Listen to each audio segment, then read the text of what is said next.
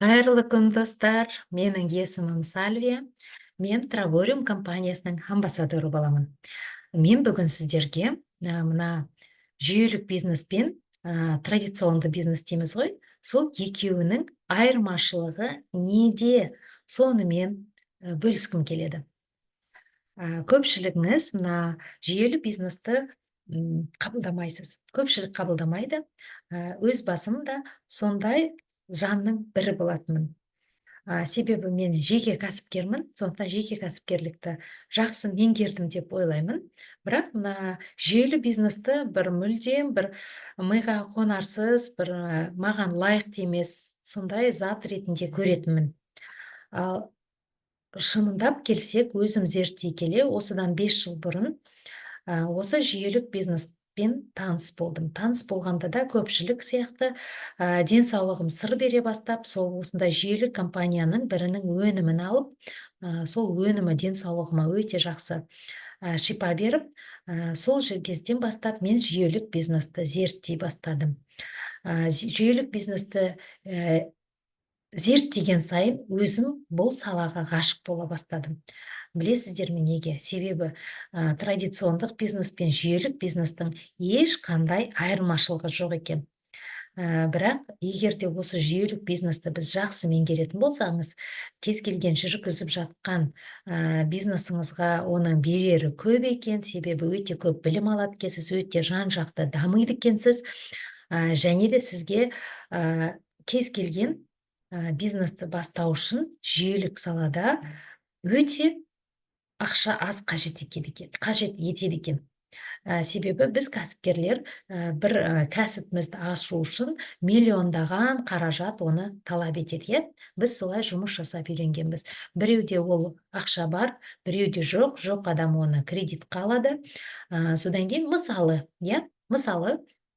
сіз дүкен ашқыңыз келді. Сіз ғимаратты жалдадыңыз, оның ішіне оборудование сатып алдыңыз, міндет ол жерде сізге кредит алдыңызды, оборудование сатып алдыңыз және тауар алдыңыз. Сөйтіп, маңдайшаңызға біз ашылдық деп жазып қойып, жариялап, сіз жұмысыңызды бастап кеттіңіз. Бірінші күннен бастап сізге ағылып әрине клиенттер келмейді, себебі адамдар бірін ақырындап сізді біле бастайды. Сіздің тауарларыңыз әрқашанда балғын және бағалары жақсы болса, онда тезірек клиент жинайсыз. Күндердің күнінде сіздің мына шығып жатқан шығыныңыз бастапқы кезде, ең бастысы, бастапқы кезде сіздің кіріп жатқан кірісіңіз шығып жатқан шығыныңызды өтемейді. Бірақ сіз білесіз, болашақта сіз міндетті түрде табысқа иеленемін деп ары қарай жұмыс жасайсыз. Күндердің күнінде сіздің шығындарыңыз бен кірісіңіз теңеседі. Сол кезде кез келген кәсіпкер уже қуана бастайды, шығынға кетіп жатқан жоқ, теңдесті деп шығысым мен кірісім. Ал содан кейін бастап сізге шыққан кірісіңіз шығып жатқан шығысыңыздан көбейе бастайды. Сіз табыс таба бастайсыз. Бірақ бұл жерде де әлі ол таза табысқа жатпайды. Себебі неге? Себебі сіз кредит алып, тауарға салып, оборудование салып, қаншама шығын жасадыңыз. Сіздің таза табысыңыз сол шығындардың бәрін өтегеннен бастап сізде таза табыс болады. Оған айлар немесе жылдар кетеді. Айлар кетсе, ол өте жақсы, сіздің бизнесіңіз өте қарқынды дамып жатыр дегенді білдіреді. Көбіне оған жылдар кетеді. Жылдар кетіп, таптыңыз, енді сізге сол бір дүкеніңізден келіп жатқан пайда күнделікті тіршілігіңізге жарап жатыр. Ал егер де сіз және екінші дүкен алам десеңіз, тура жаңағыдай іс-әрекет жасайсыз. Демек, сіз бірдестен 10 филиал ашам десеңіз, дүкеніңіздің ол 10 есе көп қаражатты талап етеді. Яғни, және бұл жерде конкуренция бар, жаңа сіз әрқашанда біреудің күшіне жүгінесіз, себебі сізге сатушылар керек, көмекшілер керек, және де екінші сондай сіздің дүкен ұстап отырған досыңыз болса да, ол сізге 100% бүкіл қыр-сырымен бөліспейді. Себебі неге? Себебі сіздер конкурентсіздер. Сізге көмектесуі мүмкін, ал бөтен адам болса, тем более сізбен бөліспейді. Ал енді тура сіз осы сәтте жүйелік бизнестан бизнес жасағыңыз келді. Сіз мысалы осы Травориум компаниясы жайлы айтып өтетін болайық, иә. Травориум компаниясы арқылы тек қана саяхаттау емес, және де табыс табуға бел будыңыз. Сізге бизнесқа жұмсайтын шығыныңыз ол небәрі $350, миллиондаған теңге емес, миллиондаған доллар емес, $350 құрайды. $350 төледіңіз, компания мүшесі болдыңыз, және де осыны тез зерттеп алып, өзіңізге ұсыныс ұнап, сіз айналаңызға және дүкендегі клиенттерді шақырғанда, клиенттерге сіз жарнама жарияладыңыз, біреулер флайерлар таратады, реклама жасайды, жарнама береді. Бұл жерде сіз ауызба-ауыз 3 кісімен бөліскен сәтте, сіз жаңағы әрбірінен сізге компания $50 ақша төледі. Демек, сіз өзіңіз жұмсаған $350 бизнеске салған деген, соның $150 сіз қалаңыз 1 сағатта, қалаңыз 1 күнде, қалаңыз 1 айда өзіңізге қайтып келеді екен. Қайтарымды болды ма? Болды. Енді әрі қарай сол 3 кісіге тура сіздің өткен жолыңызды үйрете келе, сіз 1 жұлдызды директор статусына ие боласыз. Ол дегеніңіз айлық табысыңыз $300 пен $700 аралығы.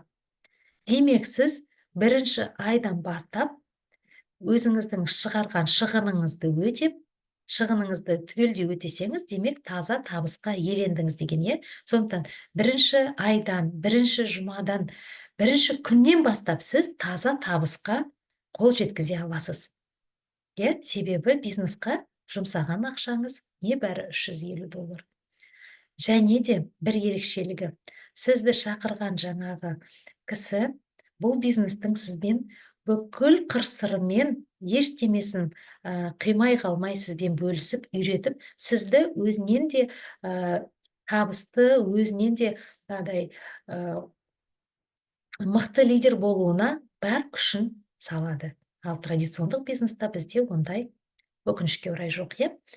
Әрі қарай, мысалы, жаңағы сіздің командаңызға келген 4-5 жан өзіңіз жеке шақырған, соның әрбірі сіздің филиалыңыз деп қарастыруға болады. Себебі олар да өздері жеке кәсіпкерлер. Олар өз кәсібін дамытады.